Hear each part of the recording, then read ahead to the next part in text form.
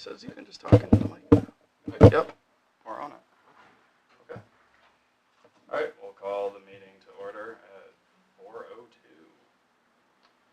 So for starters, just want to open it up to any public comment. If there is public comment, if everyone's here for discussion about the Coastal Resilience Grant and other topics, we can discuss it then. Seeing no public comment. Moving on to acceptance of the minutes from January 9th. Joe, I had given you just one extremely minor edit. Dale, I know you weren't here. Andrew, did you have any comment? No, I didn't change. Okay. I have a motion to approve the minutes as amended. The amendment just being changing Arts and Tourism Committee to Arts, Culture, and Tourism Committee. I'll make a motion to approve the minutes as amended. I will second that. Okay. We need a vote. Yeah. All in favor? Aye. Is Dale abstaining, or are you? I don't care. Dale's I'll voting say all in yes. favor. I read the minutes, Saying seems yes. reasonable. Super yes. Okay. Don't want to spend any more time than necessary. So, new business. I think our primary topic of discussion. I know we have some folks from the Regional Planning Commission today to kind of help discuss potential grant opportunity and how they may be able to collaborate with the town and this committee. Kyle, do you want to come up? Sure. And we are technically on TV as of today, so I do think you need to come to the mic. Sure. State who you are. Bring it. So my name is Kyle Pimentel. I am the Principal Regional Planner at SRPC. And I'm joined by Lisa Wise, who is with Cooperative Extension, New Hampshire Sea Grant. And so, yeah, I think that today I sent out, a brief overview of kind of what we're looking to gather from you folks, as well as some of the other folks that are here as well, in potentially looking to see if we can help out with a Coastal Resilience Grant application.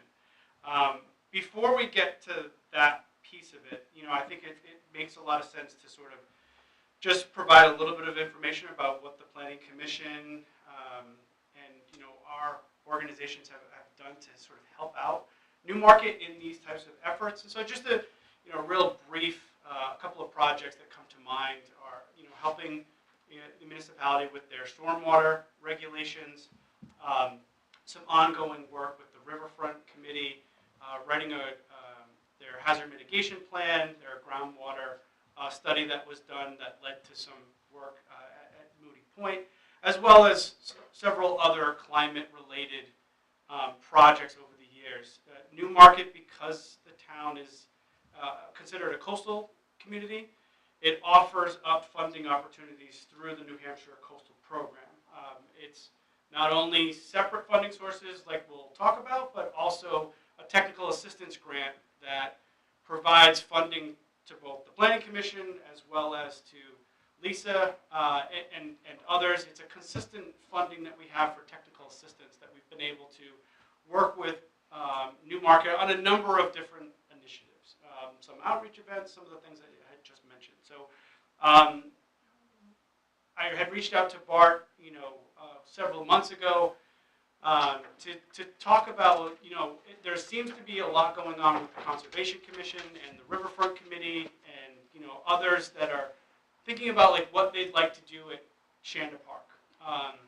And that there was a previous grant application that went through that was unsuccessful, but there was some really good comments that came back from DES that maybe we can build off of that. And so we know that Coastal Resilience Grant is going to be released at the end of February. We don't know at this point. We should know more by the end of this week, but we don't know for how much in terms of the total amount of grant funding, nor do we know how much is going to be like the max per project.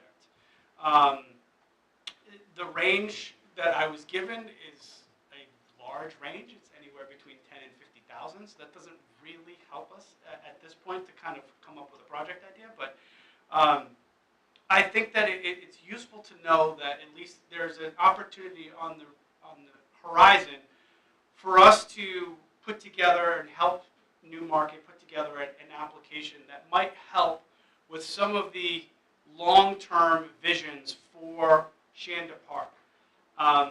One of the things that we want to do here is really hear from you folks on what is it that you'd like to see down at that park, and how can we take some of those ideas and roll them into an application. I think the context that we wanted to just make sure that everyone is aware of is that the Coastal Resilience Grant itself is not necessarily going to fund everything. There are certain infrastructure projects that the town may be interested in. I know the pedestrian bridge has been one that has been discussed a lot. That is not something that the Coastal Grant, in terms of this particular funding, is going to fund. But there may be other design projects or other resilience components to that that they would. And so having a better understanding of what the long-term vision from these stakeholders, what you guys have in mind, I think will help us prepare an application. One of the thoughts that has come up that we talked briefly with Bart about was the need for a hydrologic and hydraulic study of Moonlight Brook. One of the things that is of concern with a lot of the living shoreline work that has been done, you know, the preliminary designs that were done as part of the Great Bay Living Shoreline project last year, one of the concerns is that outlet, you know, the Moonlight Brook outlet, and whether or not a large storm, you know, the water coming down from upstream, if that is going to damage or impact anything in that area. And so there's a couple of studies that were done for Newmarket in the last 5 or 6 years. There was a Rob Rosine report that I can share if I haven't already shared it, that looked at Moonlight Brook. That particular study was a little bit different because it just looked at the impacts of how green infrastructure would have an impact on water quality. It didn't necessarily answer the question as to are those pipes sized correctly, and if a large storm were to happen, you know, would any infrastructure or park improvements be damaged by that type of storm? And I think that that's one of the questions that, you know, we'd like to answer using this funding, is to fund the study that would make some specific recommendations to the town for that small watershed to ensure that if a storm does happen and the town does proceed with major park improvements, if we decide to move forward with the living shoreline, that those would be, the risk would be reduced for those things to be destroyed in a storm event. So we're hoping to kind of use the rest of this time to really hear from you. Again, a kind of if you've got any questions, Lisa and I are happy to answer those.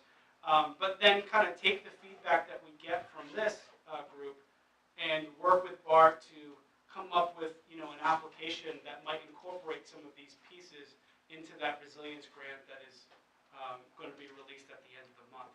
I think by having this type of input, it's going to strengthen the proposal. I think if we can show that we held this meeting, we have buy-in, and, you know, this was crafted by, you know, these two different groups at the local level, I think we'll go a long way in what is expected to be a very competitive grant round. So I think I will stop there. I don't know, Lisa, if you've got anything to add to that. No, I think that's a great phrasing.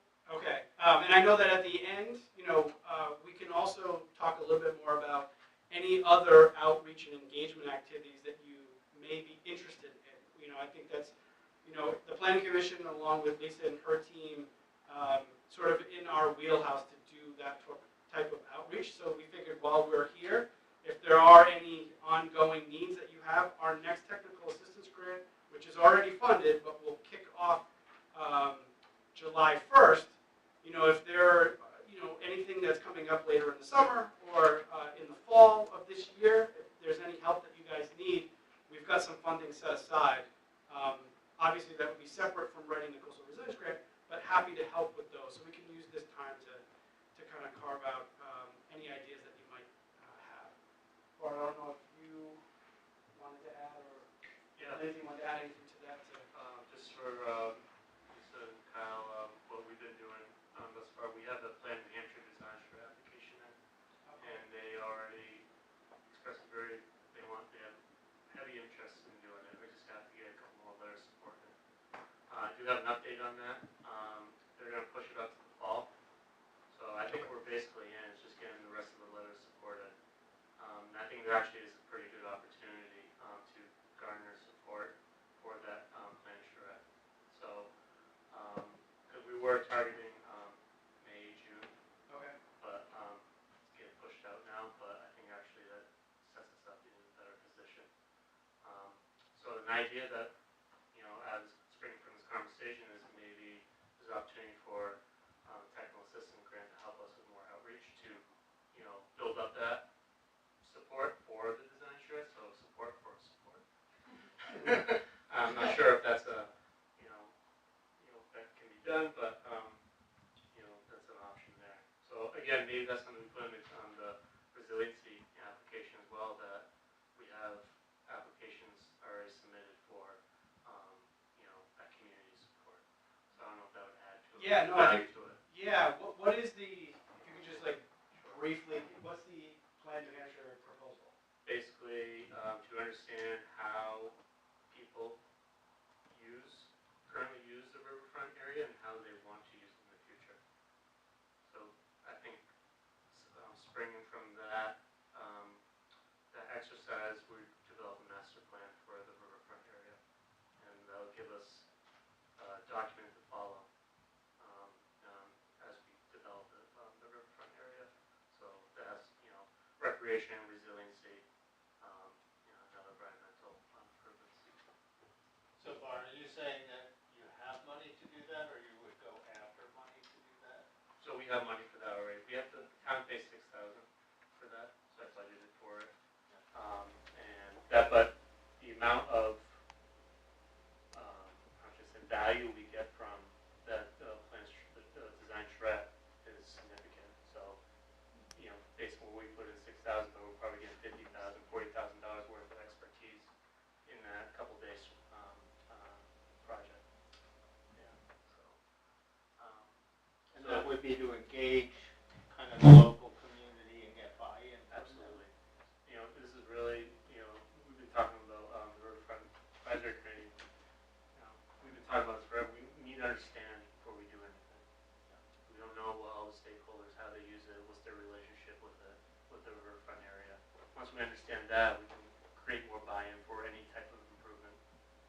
So right now we're just kind of fact-finding before we engage in any type of planning. And would that include the mill building residents as well? Absolutely. Yeah. So all the way down the stretch there? Oh yeah, so surrounding the riverfront area, and then, really it's the whole town because it's the epicenter of town almost. So, but really engaging those core stakeholders in the riverfront area because they're the ones that are going to live, they live there. So, Yeah. but yeah. So I don't want to take up too much time on it, but how do you propose to do that? Just do an outreach?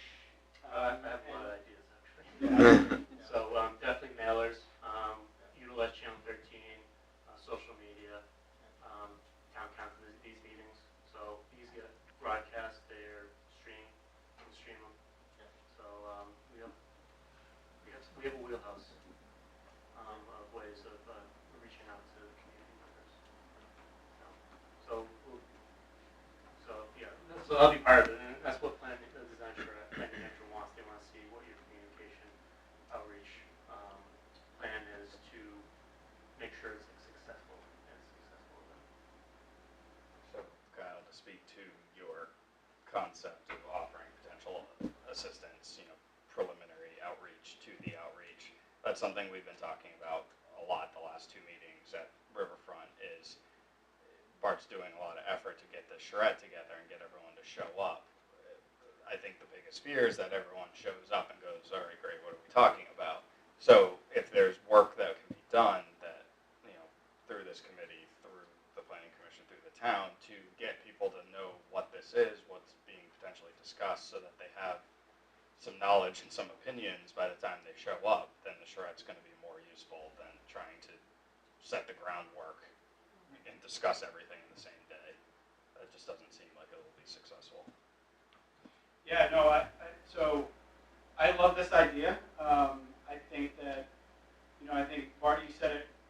So what you're doing with the Plan New Hampshire funding in terms of the sort of how people are using the park, how do they want to use it before you make any improvements, is essentially the same kind of approach that we're thinking with the coastal resilience. It's like, okay, well, if you're going to make all these improvements in the future, let's make sure that this outlet is not going to wreck all of those things, right? So it's sort of the same approach. It's like, well, let's make sure that we learn, what improvements need to be made there and upstream to ensure that the park is more resilient. So I really like that approach. In terms of the Planning Commission using its time to help with the outreach, I think that so long as we can incorporate and make some case that there's a resilience piece to it, that we can certainly move this into our technical assistance grant. We tend to leave it on purpose very broad, because if we get too specific and something like this comes up and it doesn't fit with exactly what we wrote, then we have to go through a contract amendment, and it's just sort of it's more red tape.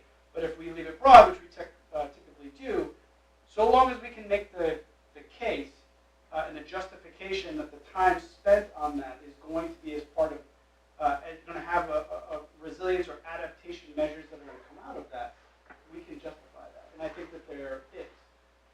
The park in and of itself, needs resilience measures, or you're not going to be able to use it the way that you'd like, in the future. So I think that's inherently already built into this. So the short answer is yes.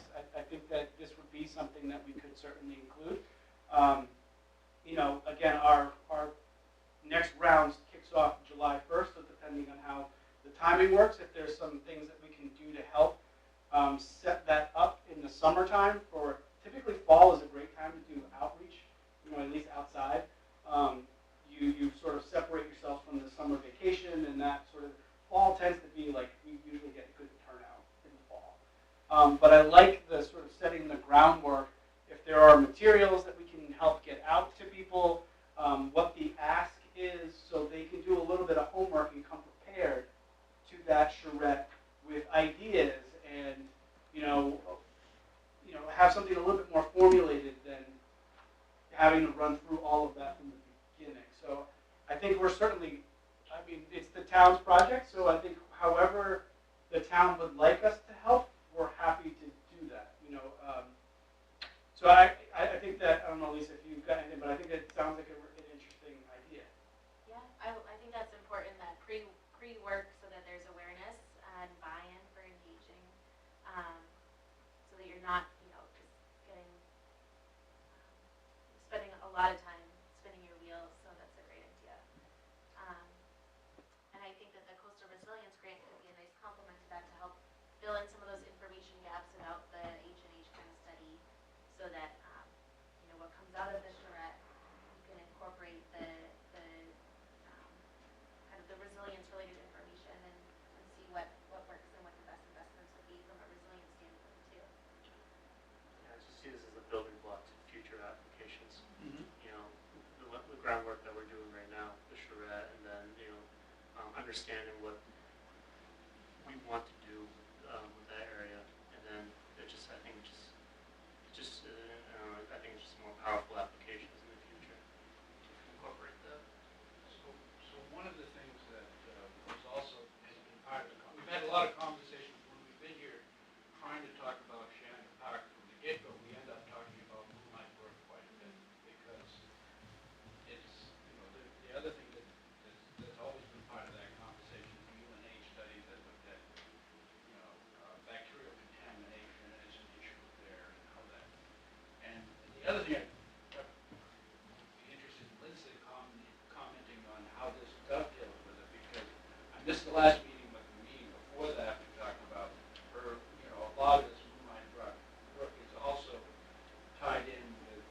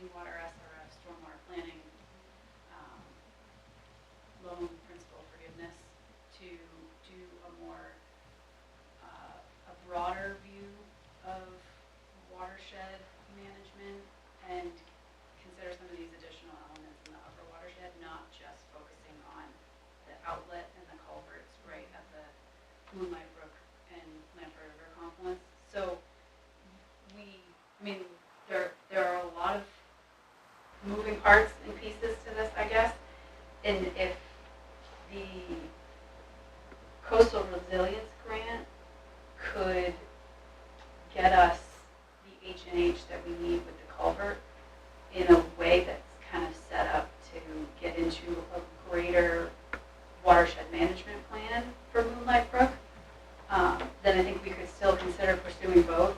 We were talking about the SRF program in terms of next round and next year, so the coastal resilience grant, getting ahead of that could be helpful, and then maybe we could use some of that money to look at those other elements and kind of expand the scope of work on that. But I don't know a lot about the coastal resilience grant. It sounds like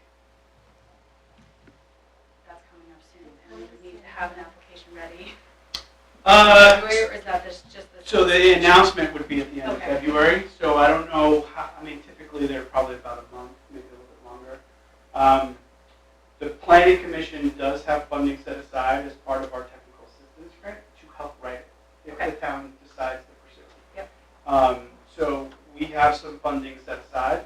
I think that we would rely a little bit from staff, especially you, Lindsay, to make sure that we craft something specific that is going to get to your point of, if this is a first step to a larger effort in terms of stormwater management, we would want to make sure that we express that in the coastal resilience grant.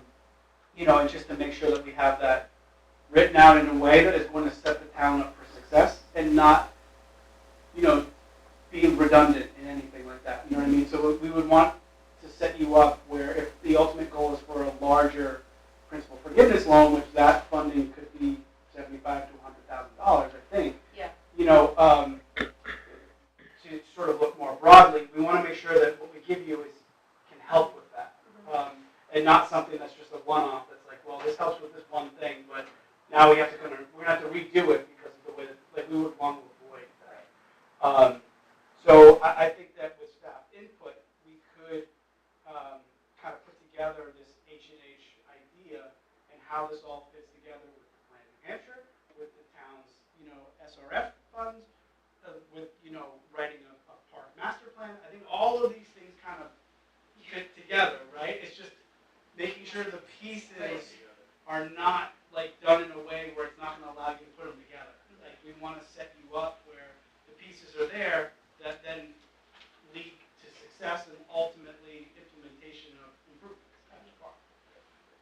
I don't think we said it this meeting, but it is worth remembering too that, and it was part of a question we asked almost a year ago, probably. But Moonlight Brook was when Newmarket made the national news for the big flood and cars floating through downtown.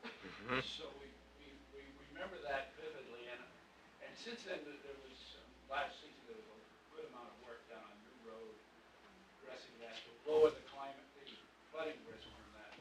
But one of the things that this would do, I think, Lindsay, if I'm not mistaken, is that it would sort of put some numbers around the whole, what is the flood risk, and it's relevant not only for the Shannon Park, but also for the whole downtown. Yeah, certainly like the bowl area. But yeah, I think that would be, and I'm so far from an engineer, it's not even funny, but I mean, it's my understanding that you would have a plan that would kind of set you up for success in terms of what infrastructure is needed to ensure that when water flow, it's not going to back up, it's not going to flood. I think that would be the idea, and allow for the town to make progress with the Shandon Park improvements and reducing its risk. You don't want to do all that work, have a storm event, and then have it get wrecked. Those living shorelines are very sensitive. We've seen how it's functioned at Wagon Hill. I mean, they can get damaged relatively easy until they, sort of are set in place. So you'd want to make sure that you kind of reduce that as much as possible.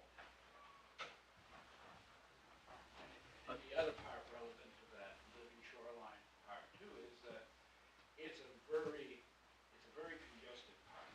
It has a lot of use now. There are things going on, and like kayak launching and a lot of other launchings that we have to perhaps have it more controlled where some of those activities take place if you're going to try to get a living shoreline aspect going that's going to be successful there. And so they were, places where, in some cases, things have been dragged up over the shoreline would end it as a living shoreline if you were doing plantings there and stuff. So that's why a lot of this has to be all figured out first, because that gets back to what's the boat landing going to look like, and where, and a lot of those things are in that planning document we got through the living shorelines. But we had no idea at that time what the solution to Moonlight Brook and the culvert would look like. So it all will have to be reworked, and we never really have had any formal way of getting public input into the whole discussion. So it's all kind of starting to come together to do that. Yeah, and I think that the master plan piece of it will really help with that. I think that obtaining a lot of that input from residents using the Plan New Hampshire funding, figure out what are the predominant uses, what are the future uses at the park. That will all help to inform, is the living shoreline design, does that coincide with how people want to use the park? I think that I think that the living shoreline project in general was a really good exercise to say, like, well, you can put these things in urban environments, but you're going to have to be flexible because it's, it's challenging. And so, especially down at Shannon Park, like it's challenging to get, because of the way that it's already hardened all the way down. The opportunities are limited, so you want to make sure that you're doing something that's the most efficient and that is going to last. So that's why I think that all of these different pieces with the Plan New Hampshire, the SRF, the Coastal Resilience Grant, I think it's all moving the town in that general direction, which I think is good. So I agree completely, and I'm glad that we're having this discussion because I wrote down 30 questions when you initially started, and 2 of them were basically this. So it seems like there's a lot of opportunity for the town for funding.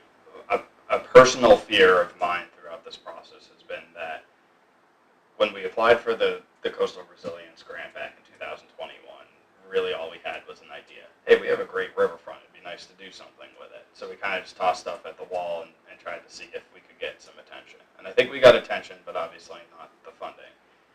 What's happened since then, and I think you guys also assisted with that, was getting us into the Great Bay Living Shoreline Program, which gave us sort of a blueprint. We've also, as the town, talked about Moonlight Brook. So we have a much harder and focused idea than we did the last time we went to this. I think, again, going back to my personal fear has always been there seems to be a lot of avenues for funding, but how do we marry the concepts together so it's not, okay, I have $10,000 today, and in 8 months I get $20,000, and then 3 months later I get $4,000, but that $4,000 is tied to the $10,000. How do we build a project that's actionable for the town? So it's more of a question because we're outside my areas of expertise as well in terms of tying these things together. Is that something you can assist us in the town with doing, is tying these concepts together so we're not stepping on Clean Water's toes to do something we're assisting as a lead-in to our clean water work, which assists as a lead-in towards something else. Just making sure this is coherent and consistent and linear. Yeah, no, I totally, that makes a lot of sense. I think that, a lot of these different funding sources, these different project ideas, there are going to be co-benefits, right? So some of this is going to have a water quality component, also a flooding component, so that, I think there are sort of multiple benefits to each of these. I think that what might be useful and helpful is to kind of set up one, a potential timeline, the different funding sources, and the primary objective of those funding sources. With the ultimate goal, I think if the ultimate goal with this group is that you want to have a more resilient and actively used waterfront, if that's like the ultimate goal, then all of these other pieces, are sort of additional benefits that you'll get out of this. But I mean, I think if the Conservation Commission and the Waterfront Committee, if that is your ultimate goal, then I think that these projects should be framed within that, recognizing that they're going to have all of those multiple benefits. So I think having some exercise, and I think that the Planning Commission can help, but I wouldn't rely on Bart and Lindsay and Steve and other town leadership to just make sure that, you know, we're operating in some linear way. So we're not doing sort of, I mean, the feedback loop is fine, but like you don't want to be all over the place. So I think if, you know, we're trying to move towards that active goal of, you know, a more resilient, active waterfront, I think that will help move everything forward. But I think I would rely on the group here tonight to just sort of solidify that. It's like, is that the ultimate goal? Knowing that Lindsay and Bart and others might have other goals that are more geared towards the engineering side, the water quality, meeting MS4 requirements, like all of those at the town level are still ongoing. But is that what the ultimate goal for this group is for the waterfront? I think that would be helpful for us to know, to make sure that we're kind of making somewhat of that an assumption now, but just based on the feedback that we've heard and, you know, talking with Dale and Bart and others, that seems to be what this group is trying to do. Can I ask, can we expand it a little bit to look into maybe adding a public restroom onto the pumping station there? Does that even fall within any of this? I know I consider it part of Shannon Park improvement. Yeah, I mean, so I don't know if it would be part of the H&H study specifically for the climate resilience piece, but it may fall under the the park master plan as sort of a capital project that's needed. There may be specific capital projects that come out of the H&H, but they're probably more geared towards stormwater. But my guess is that something like that would probably be incorporated in this process, but might be more suited for the master plan as opposed to the H&H study. Mm-hmm. But again, I think to the chair's question is like, how do you pull these pieces? We want to make sure that each individual funding source or the application, we want to make it as strong as we can, and so we can't put everything into those applications. We want to make sure that it's focused enough to ensure that we get funded. That's by the last application. Yeah, I mean, I think that, you know, just the coastal program looks at things a little bit differently than other programs. And so, I think that the Planning Commission can help steer that a little bit, just because of our work with them. But I wouldn't add necessarily a project like that to the Coastal Resilience Grant, but we could mention that there would be infrastructure improvements or capital infrastructure projects that would be part of this larger effort. Have you guys approached Sean or talked to Sean about that? About a restroom down there? Yeah. Not yet. No. I have not. Okay. But again, that'll be part of the conversation moving forward. You know, and I think that's identified as a really an element that's desired to be down there through the outreach efforts and everything. That would makes it more powerful for the ask. So, and there's an accessibility issue too there. So I see. So That's the next piece, is expansion of walkways and no, I don't think it's unreasonable to to have that. So but again, it all comes down to funding and what avenues to approach it. I've heard a couple times. Sorry to interrupt if you're in the middle of something. Park master plan, is the town updating the master plan? Yes, we are. So Okay. I would say we'll probably start in 24. Okay. We've got some funding for that. So through CIP, and then we recently got some additional funding. So to help us go through that process. I'm sure this conversation's somewhat new, but is there any plan for how all this ties in? Is this completely independent of that update? Does it influence that update? Does the update influence this? So that's a good question.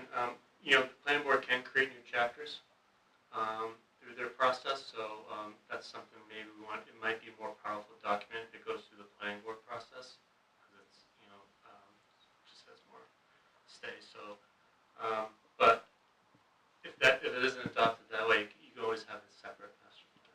It's not technically master plan, but like. Going back to parts of what seem related to the H&H and again, that are also part of the park itself, is that, again, when we were meeting with the Great Bay Living Shorelines, they were very interested in how water was flowing from parking lots and from down the street through the boat landing and into the bay in that way, and just understanding that, and, so that is very close to the H&H as I would understand it, and it also gets to some of the really foundational uses of the park, because the park is also a boat landing, and it's used for that, and we're in some way, mandated to continue it. So that could be improved to make it better for kayakers and stuff like that. So we've had conversations about those, but those, I think, it's really important that it be understood that those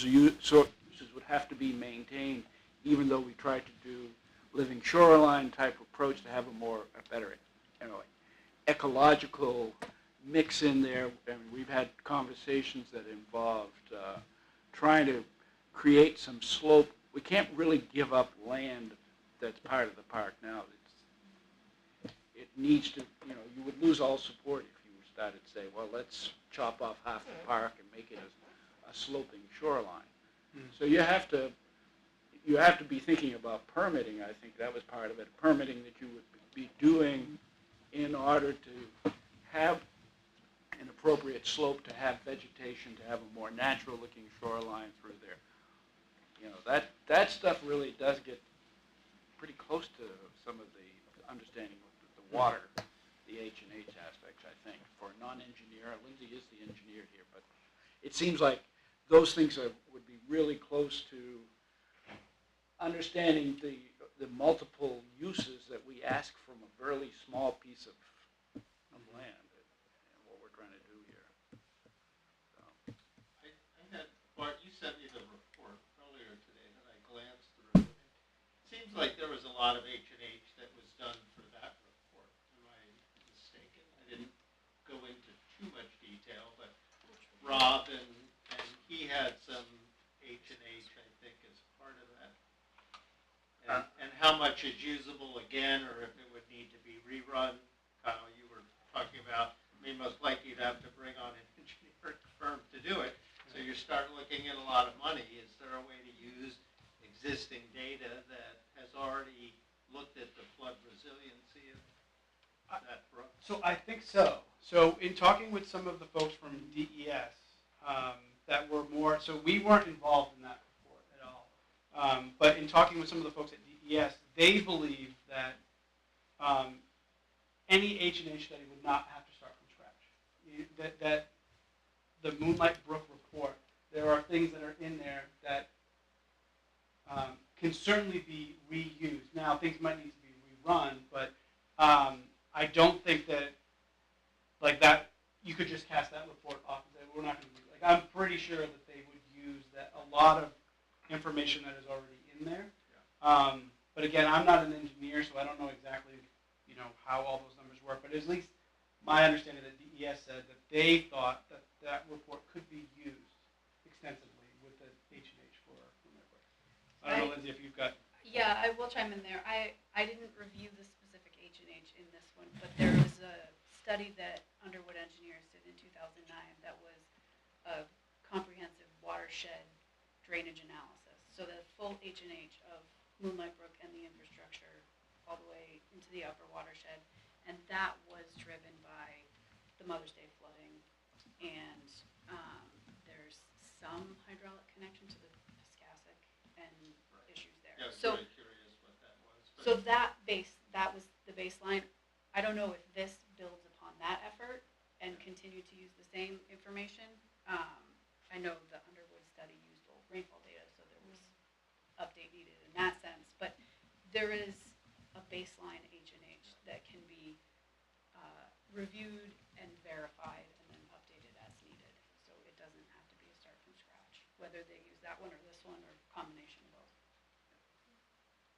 That would help reduce the cost, I imagine. Yes. Lindsay, you know when that Underwood study was done? 2009. 2009. Yep. Okay. I have not seen that one. I can share that. Okay.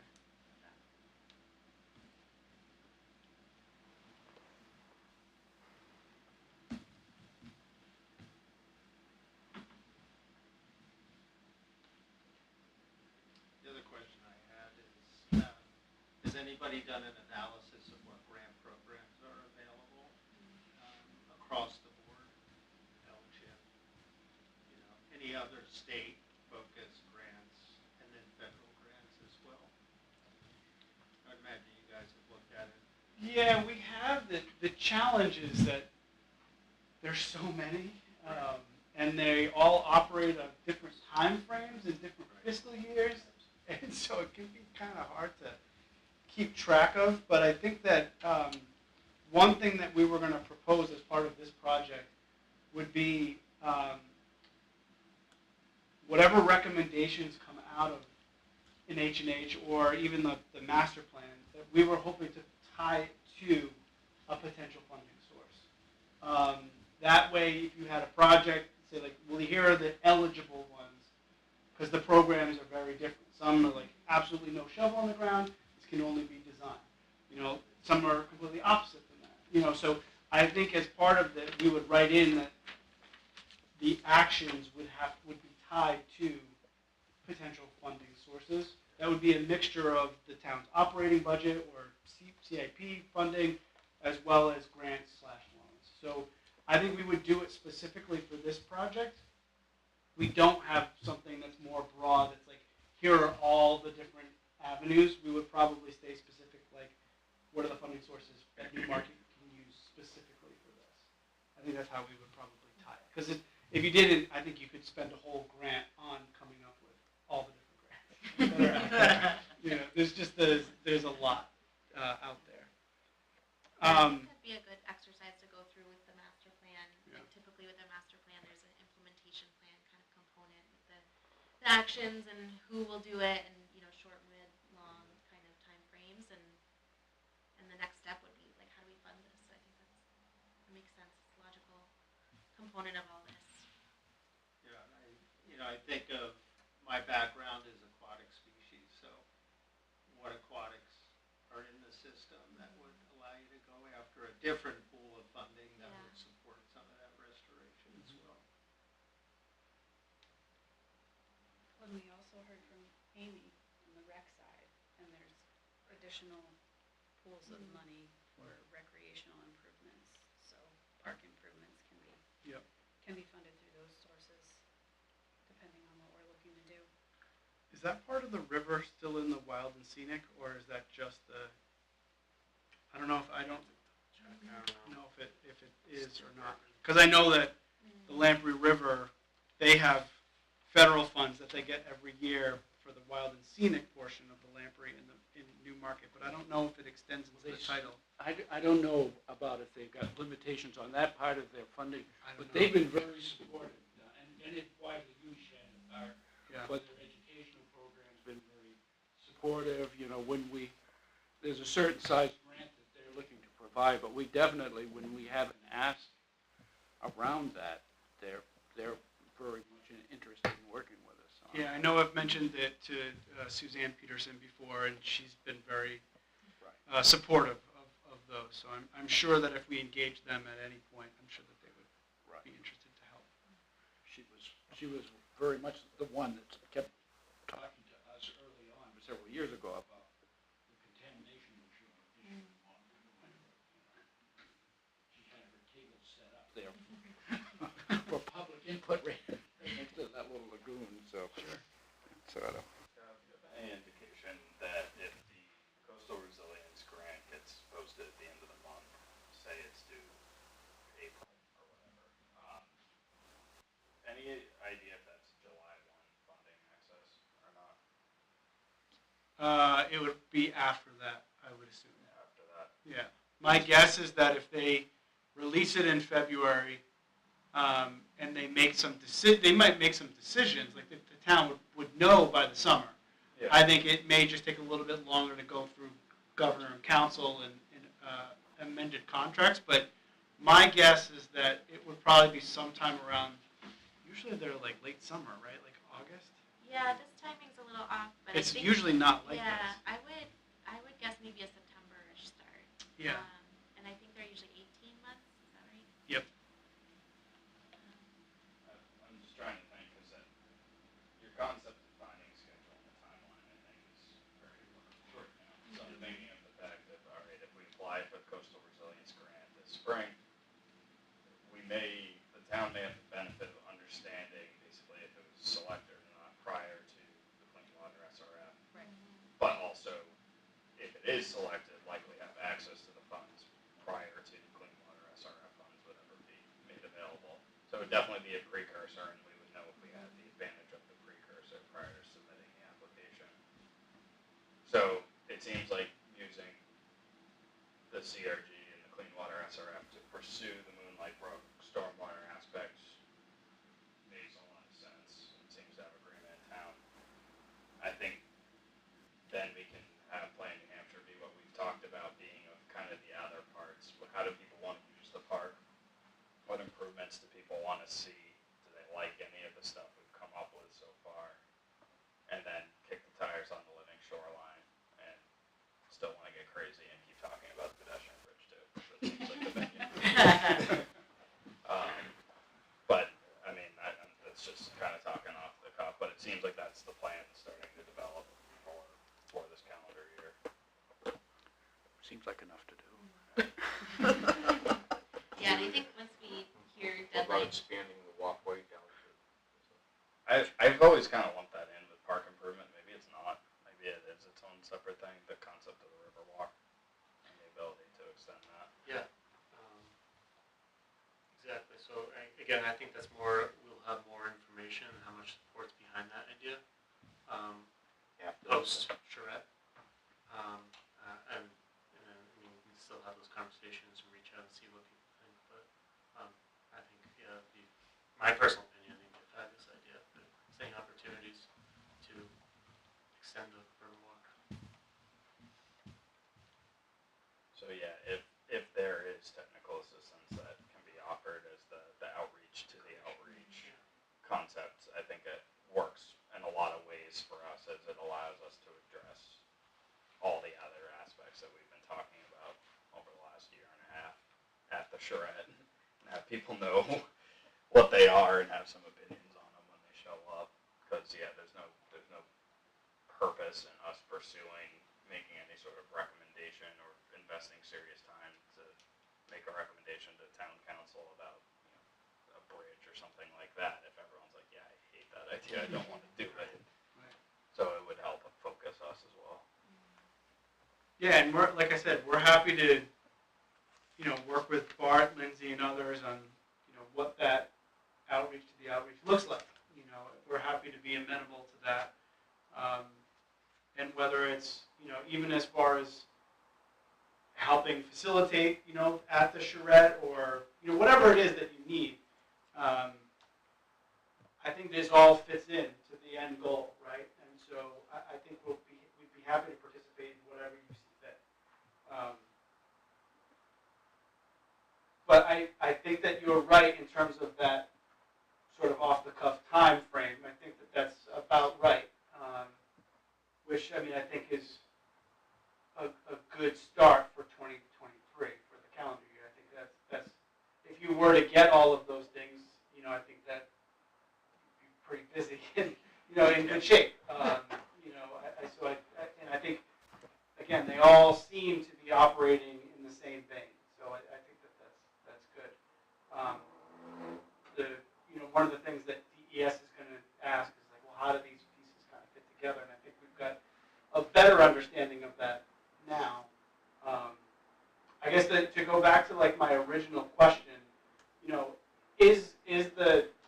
is the ultimate goal from these two groups a working waterfront that is more resilient? Like, is that, or is there more to it than that? Like, just so what we put in the application, I don't want to put words in the town's mouth. I wanted to make sure that we're sort of at least operating under the same assumption that that's what you guys want.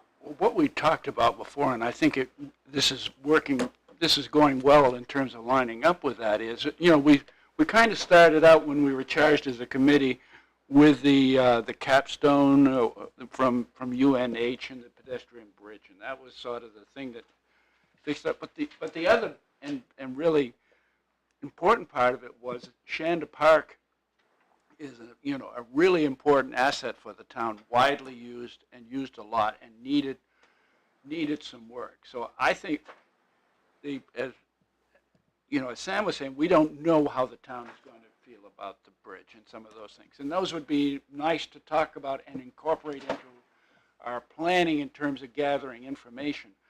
But our more immediate need is to do the foundational work related to issues of, the brook and clean water. All of that stuff has to be figured out, I think, before you start to really even begin to repair Shanda Park from the damage that's already there. And I think at a minimum, we would understand that at the end of this, we should have a resilient and healthy Moonlight Brook area. I think that's something we wouldn't debate that we have to have at the end, and that would be a foundation for making improvements to Shanda Park. I think there's good support whenever we've presented it to the public for our living shoreline, but we haven't really fleshed out what that means. So I think that part of it closest in is you have to recognize that that's sort of like the first phase. Other things may be added onto that, but that's really, I think, the basis. We have to get that much done out of this. I think our general committee edict is something along the lines of improve access and utilization of the riverfront. So you talked about keeping things vague earlier. It's a pretty broad edict. So it's mostly just how do we do that? How do we achieve those objectives? And this has kind of fallen into it, but that's why things like extending the river walk, pursuing a pedestrian bridge to link downtown to our 30-acre Heron Point on the other side. That's why stuff like that sticks around as well. We talk about improving access and utilization. It's a pretty easy way to do that. Yeah, and all of those aspects have, there are right-of-way issues, and all of those other parts of the Riverwalk would have some work to do to go that way. And so I think those things would really not get kicked off till after the charrette, and you really had a sort of place. But to have the Moonlight Brook part and all of that solved or at least engineering underway, and have that process already underway at the time we start to try to get the broader vision going and stuff. I think that's the way it should be anyways. That's the sequence.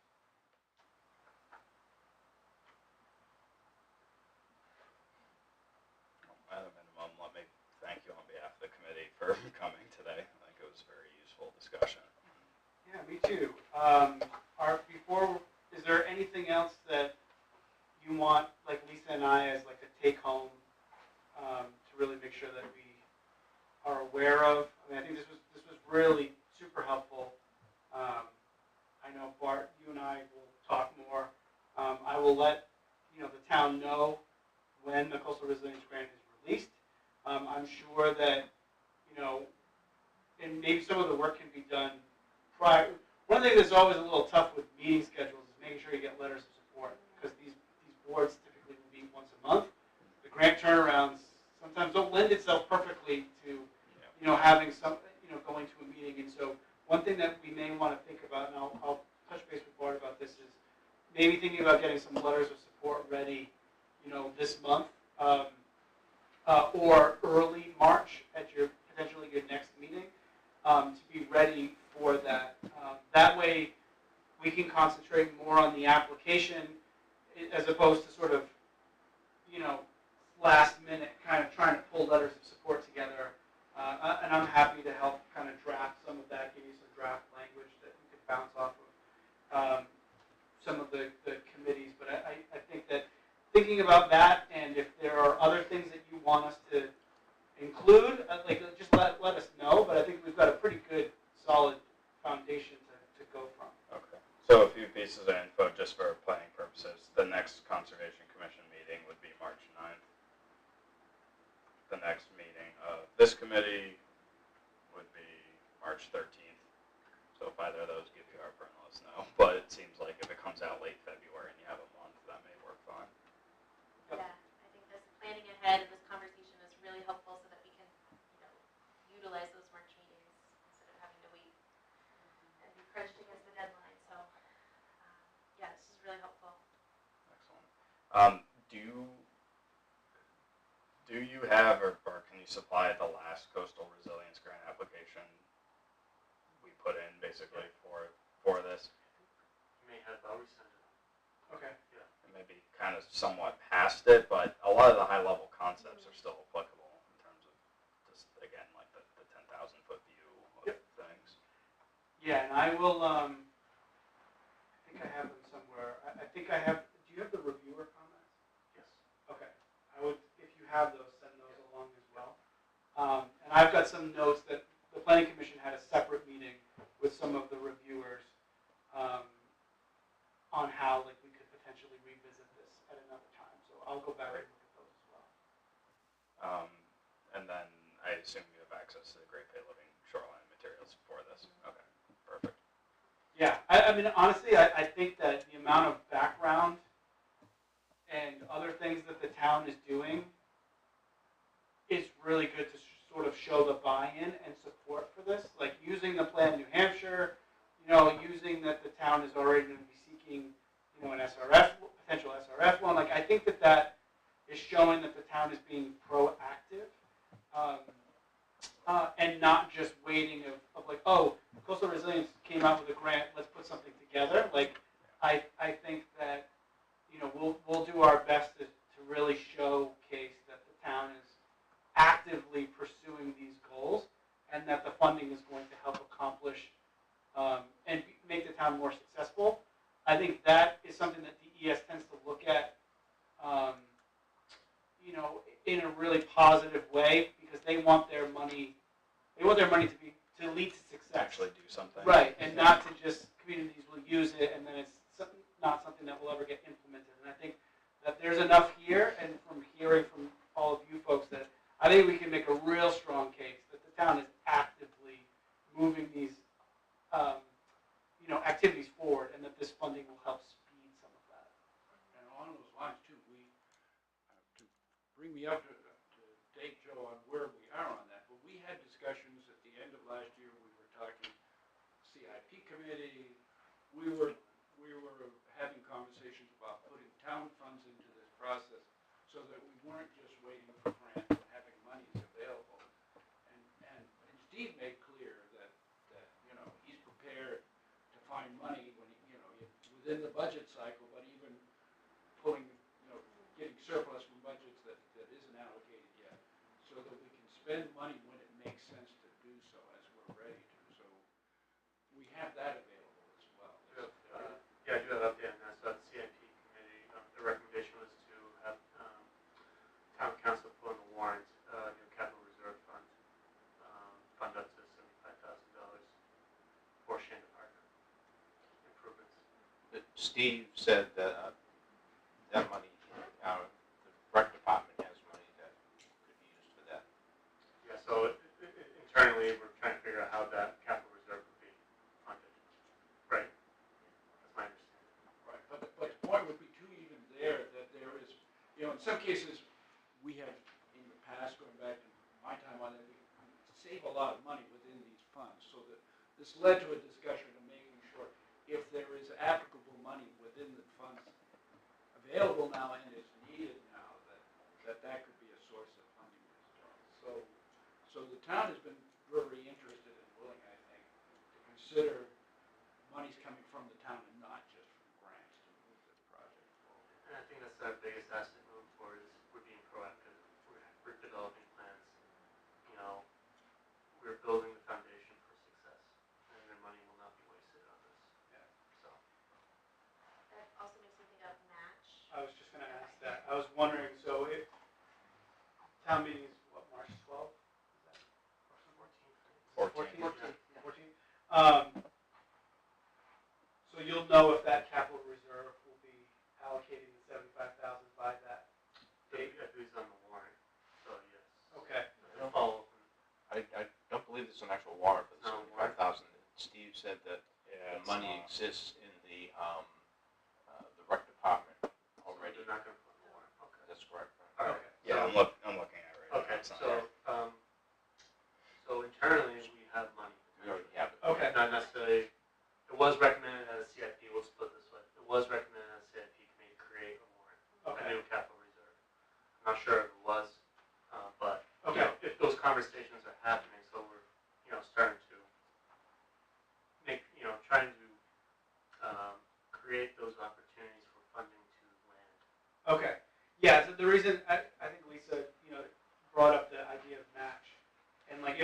is that pot of money.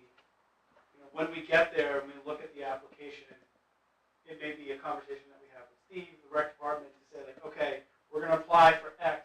Would the town be willing to kick in, Y? Then maybe some of it can come from in-kind services with Lindsay, your time, Bart, your time, committee members. I'm sure we could, if we start to piece that together, you can get a little bit more bang for your buck, with multiple sources. So we can have those conversations when we see, because I think a lot of it's going to depend on how much funding the coastal program has and what's going to be the maximum amount that an applicant can apply for. If they have a match requirement, or if it's sort of like, sometimes it's a percentage, sometimes it's like, well, what can you provide? So there's ways that I think that we could also make the application stronger by having that match conversation when we get there. But that's good to know that at least there's some level of funding that's floating out there that could be used to help leverage a grant like this. Because you wouldn't have to do that with the SRF.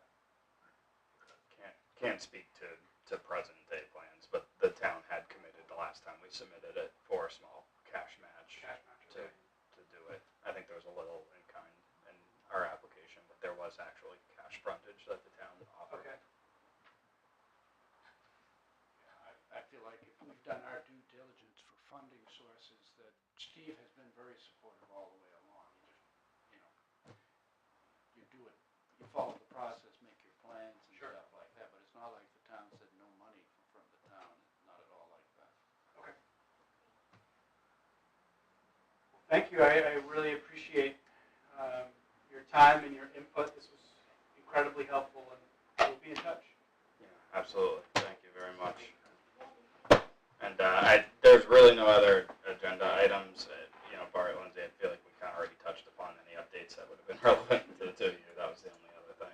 It's just if anything changed, like Land New Hampshire maybe being fall. So, Yeah, nothing else. awesome. Great conversation. Comments on the committee side? Are we also? Sounds good. Oh, this is good. Yeah. One more small step, we're making somewhat making progress. Yeah. I think we can see a lot more steps along the way. We can sort of see the path a lot better than we could a year ago. Yeah, it's starting to become Slim more clear.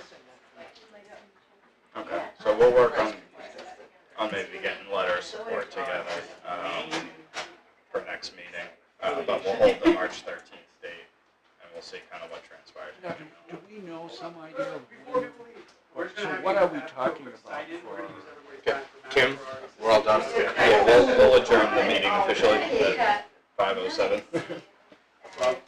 What's the timing?